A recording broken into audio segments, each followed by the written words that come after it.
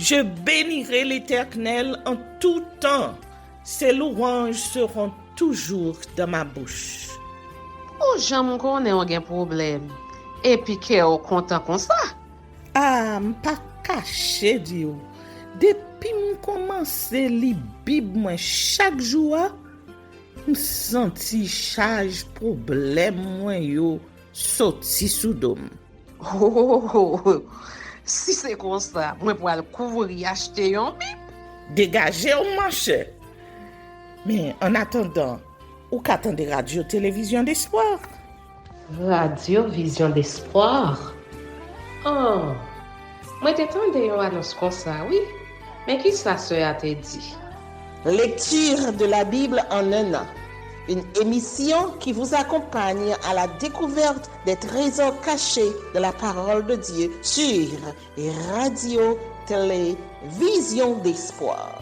Chaque jour de 11h à 11h30 du matin, excepté mercredi 5h30, 6h de l'après-midi, samedi 7h30, 8h du matin, avec les sœurs Chantal Saint-Hubert, Claude Louis Orisma et votre servante Maudeline Maurice Hilaire.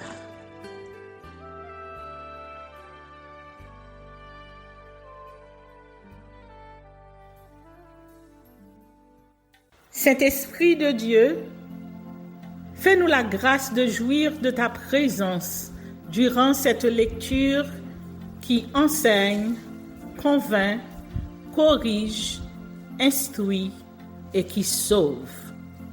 Au nom de Jésus. Amen. 2 Samuel chapitre 7. David projette de bâtir un temple. Opposition de l'Éternel. Promesse à la maison de David. Lorsque le roi habita dans sa maison et que l'Éternel lui eut donné du repos, après l'avoir délivré de tous les ennemis qui l'entouraient, il dit à Nathan, le prophète, « Vois donc, j'habite dans une maison de cèdre et l'arche de l'Éternel habite au milieu d'une tente. » Nathan répondit au roi, « Va, fais tout ce que tu as dans le cœur, car l'Éternel est avec toi. » La nuit suivante, la parole de l'Éternel fut adressée à Nathan. « Va dire à mon serviteur David, ainsi parle l'Éternel. Est-ce toi qui me bâtirais une maison pour que j'en fasse ma demeure? Mais je n'ai point habité dans une maison depuis le jour où j'ai fait monter les enfants d'Israël hors d'Égypte jusqu'à ce jour. J'ai voyagé sous une tente et dans un tabernacle. Partout où j'ai marché avec tous les enfants d'Israël, ai-je dit un mot à quelqu'une des tribus d'Israël à qui j'avais ordonné de paître mon peuple d'Israël? Ai-je dit, pourquoi ne me bâtissez-vous pas une maison de cèdre? Maintenant, tu diras à mon serviteur David, ainsi parle l'Éternel des armées. Je t'ai pris au pâturage derrière les brebis pour que tu fusses chef sur mon peuple, sur Israël. J'ai été avec toi partout où tu as marché. J'ai exterminé tous tes ennemis devant toi et j'ai rendu ton nom grand comme le nom des grands qui sont sur la terre. J'ai donné une demeure à mon peuple, à Israël, et je l'ai planté pour qu'il y soit fixé et ne soit plus agité, pour que les méchants ne l'oppriment plus comme auparavant. Et comme à l'époque où j'avais établi des juges sur mon peuple d'Israël, je t'ai accordé du repos en te délivrant de tous tes ennemis. Et l'Éternel t'annonce qu'il te créera une maison. Quand tes jours seront accomplis et que tu seras couché avec tes pères, j'élèverai la postérité après toi, celui qui sera sorti de tes entrailles, et j'affermirai son règne. Ce sera lui qui bâtira une maison à mon nom, et j'affermirai pour toujours le trône de son royaume. Je serai pour lui un père, et il sera pour moi un fils. S'il fait le mal, je le châtierai avec la verge des hommes et avec les coups des enfants des hommes. Mais ma grâce ne se retirera point de lui, comme je l'ai retiré de Saül, que j'ai rejeté devant toi. Ta maison et ton règne seront pour toujours assurés, ton trône sera pour toujours affermi. Nathan rapporta à David toutes ces paroles et toute cette vision. Et le roi David alla se présenter devant l'Éternel et dit, « Qui suis-je, Seigneur éternel, et quelle est ma maison pour que tu m'aies fait parvenir où je suis? C'est encore peu de choses à tes yeux, Seigneur éternel. Tu parles aussi de la maison de ton serviteur pour les temps à venir. Et tu daignes instruire un homme de ces choses, Seigneur éternel? Que pourrait te dire de plus David? Tu connais ton serviteur, Seigneur éternel. À cause de ta parole et selon ton cœur, tu as fait toutes ces grandes choses pour les révéler à ton serviteur. Que tu es donc grand, éternel Dieu, car nul n'est semblable à toi, et il n'y a point d'autre Dieu que toi, d'après tout ce que nous avons entendu de nos oreilles.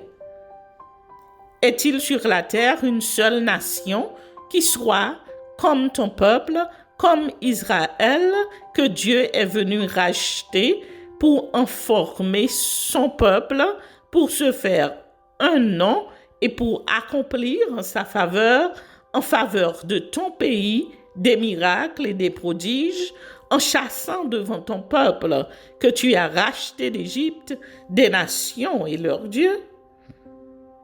Tu as affermi ton peuple d'Israël pour qu'il fût ton peuple à toujours, et toi, Éternel, tu es devenu son Dieu.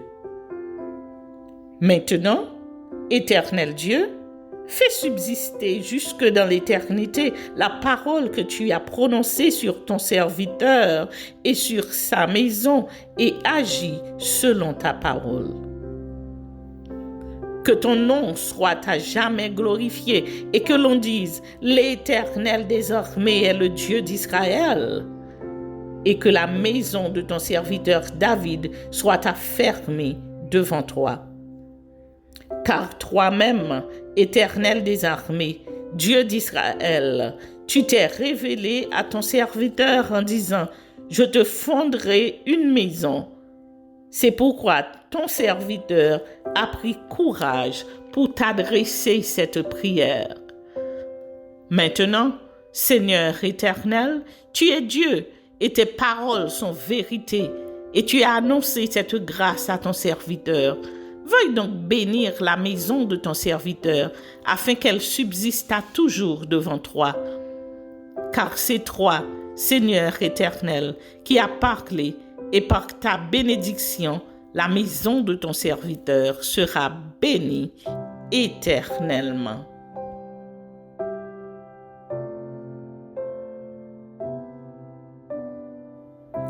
De Samuel chapitre 8. Victoire de David sur les Philistins, les Moabites, les Syriens, les Édonites. Après cela, David battit les Philistins et les humilia, et il enleva de la main des Philistins les reines de leur capitale. Il battit les Moabites, et il les mesura avec un cordeau en les faisant coucher par terre. Il en mesura 2 cordeaux pour les livrer à la mort et un plein cordeau pour leur laisser la vie. Et les Moabites furent assujettis à David et lui payèrent un tribut.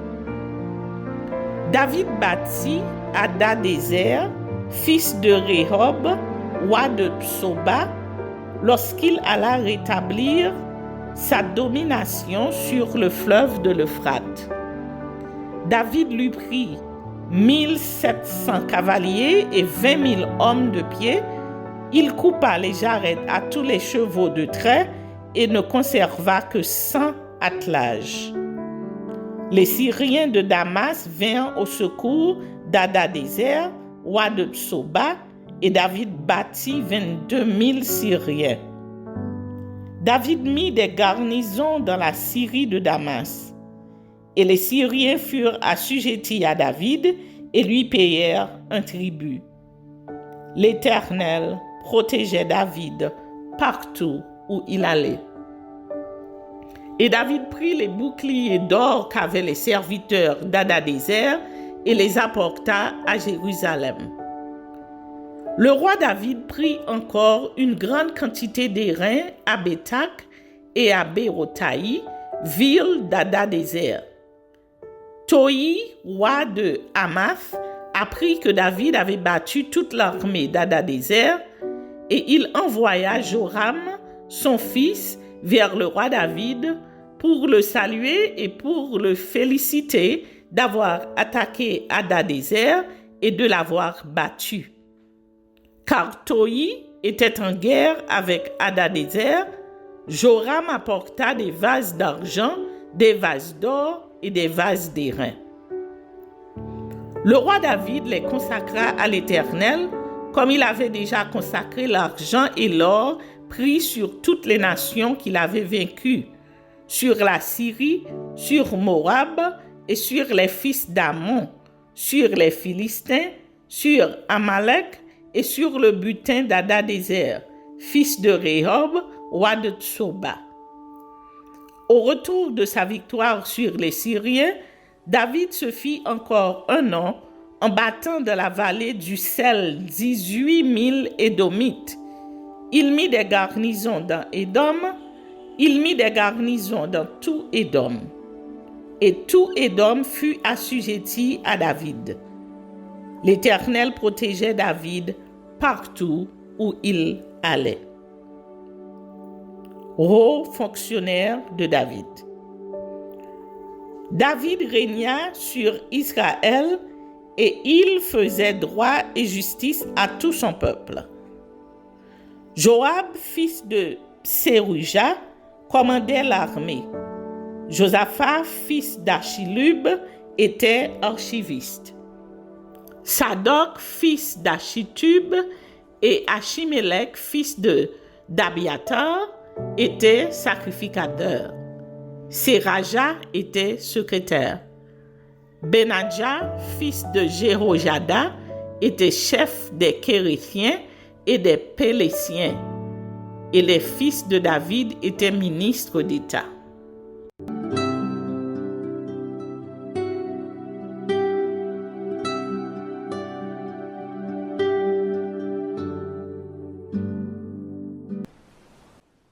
Jérémie chapitre 10. Les idoles et l'Éternel. Écoutez la parole que l'Éternel vous adresse, maison d'Israël. Ainsi parle l'Éternel, n'imitez pas la voix des nations et ne craignez pas les signes du ciel parce que les nations les craignent. Car les coutumes des peuples ne sont que vanité. On coupe le bois dans la forêt, la main de l'ouvrier le travaille avec la hache. On l'embellit avec de l'argent et de l'or. On le fixe avec des clous et des marteaux pour qu'il ne branle pas. Ces dieux sont comme une colonne massive et ils ne parlent point. On les porte parce qu'ils ne peuvent marcher. Ne les craignez pas, car ils ne sauraient faire aucun mal. Et ils sont incapables de faire du bien. Nul n'est semblable à toi, ô Éternel. Tu es grand et ton nom est grand par ta puissance. Qui ne te craindrait, roi des nations? C'est à toi que la crainte est due, car parmi tous les sages des nations et dans tout le royaume, nul n'est semblable à toi. Tous ensemble, ils sont stupides et insensés. Leur science n'est que vanité, c'est du bois. On apporte de Tarsis des larmes d'argent et du phase de l'or. L'ouvrier et la main de l'orfèvre les mettent en œuvre. Les vêtements de ces dieux sont d'étoffes teintes en bleu et en pourpre. Tous sont l'ouvrage d'habiles artisans. Mais l'Éternel est Dieu en vérité. Il est un Dieu vivant et un roi éternel. La terre tremble en devant sa colère et les nations ne supportent pas sa fureur.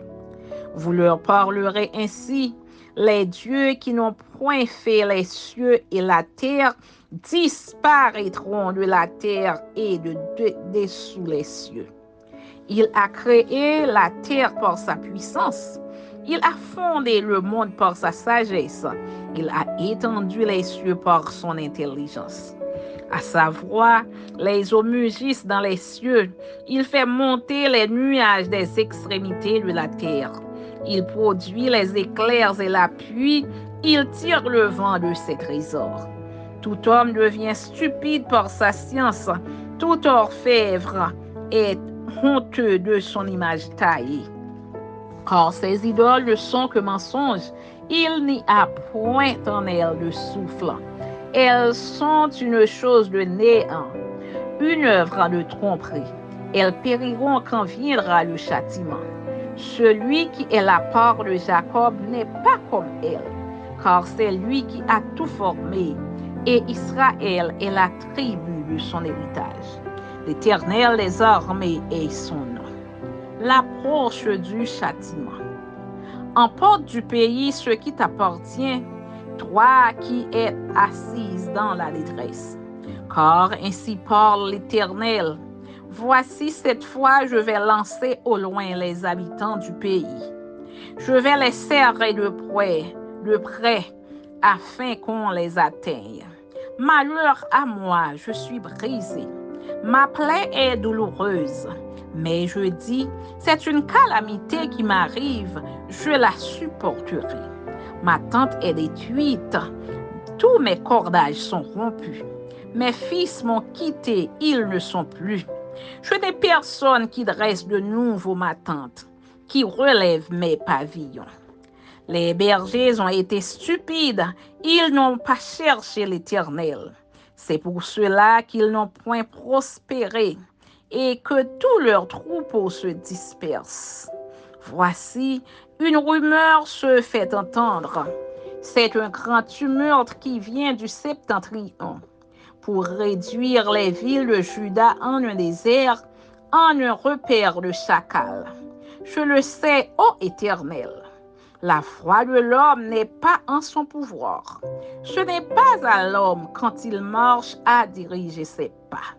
Châtie-moi, ô Éternel, mais avec équité, et non dans ta colère, de peur que tu ne m'anéantisses.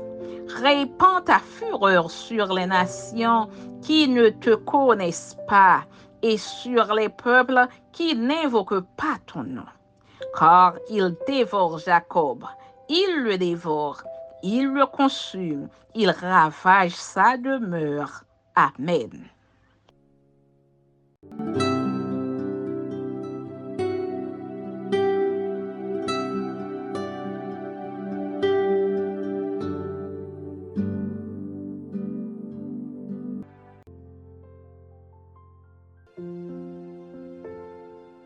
Seconde épître de Paul à Timothée. Introduction à la deuxième épître à Timothée. La seconde épître de Paul à Timothée ressemble dans ses grandes lignes à la première. Le lecteur devra donc se référer à l'introduction de 1 Timothée pour un complément d'information. Voici la structure de l'épître qui nous intéresse. Adresse et salutations, affection de Paul pour Timothée et encouragement à tenir ferme, conduite envers ceux qui s'écartent de la saine doctrine et de la pureté chrétienne. Paul a la perspective de sa mort et communication sur diverses personnes. Salutations et doxologie finale. L'auteur dit que le Seigneur répande sa miséricorde sur la maison d'Onésiphore, car il m'a souvent consolé. Il n'a pas eu honte de mes chaînes. Au contraire, lorsqu'il est venu à Rome, il m'a cherché avec beaucoup d'empressement et il m'a trouvé. Cela laisse supposer que la lettre a été écrite de Rome où l'apôtre Paul, à la fin de sa carrière apostolique et missionnaire, demeura 2 ans entiers dans une maison qu'il avait louée. Il recevait tous ceux qui venaient de le voir. S'agissant de la teneur de l'épître, Paul se considère comme en fin de carrière et partage ses expériences avec son disciple appelé à continuer la mission pastorale et apostolique. La deuxième épître à Timothée, comme les autres pastorales, traite des problèmes de communauté liés à la charge pastorale de leur destinataire. Elle s'en distingue toutefois en ce qu'elle insiste sur les rapports qui doivent exister entre le pasteur et celui qui l'a formé pour ce ministère. Il en découle des exhortations très utiles concernant les difficultés à venir du pasteur, surtout en rapport avec les derniers jours. Efforce-toi de te présenter devant Dieu comme un homme éprouvé, un ouvrier qui n'a point à rougir, qui dispense droitement la parole de la vérité. Cette épître, comme les autres pastorales, illustre l'accès de la pensée de Paul à l'histoire, surtout si on estime qu'avec des apparentés, elles sont l'œuvre de l'un de ses disciples ou d'un secrétaire auquel il aurait laissé une grande liberté pour la mise en forme définitive du texte. De Timothée, chapitre 4, les versets 11 à 13, fait penser à Luc, qui est resté seul avec lui pendant un temps, alors que de Timothée chapitre 1 verset 3 jusqu'à 2 Timothée chapitre 13 à l'allure d'un testament. Cette seconde épître à Timothée met l'accent plus que la première sur les relations personnelles qui existaient entre l'apôtre et son disciple.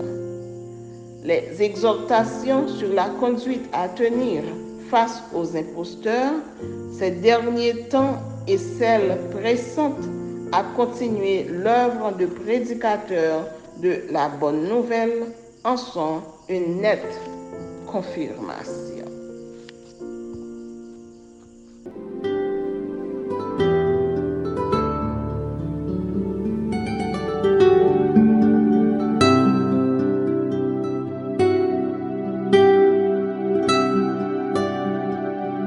Merci Seigneur de nous donner le discernement dans la lecture de ta parole, que nous y prêtions attention afin d'appliquer notre cœur à la sagesse.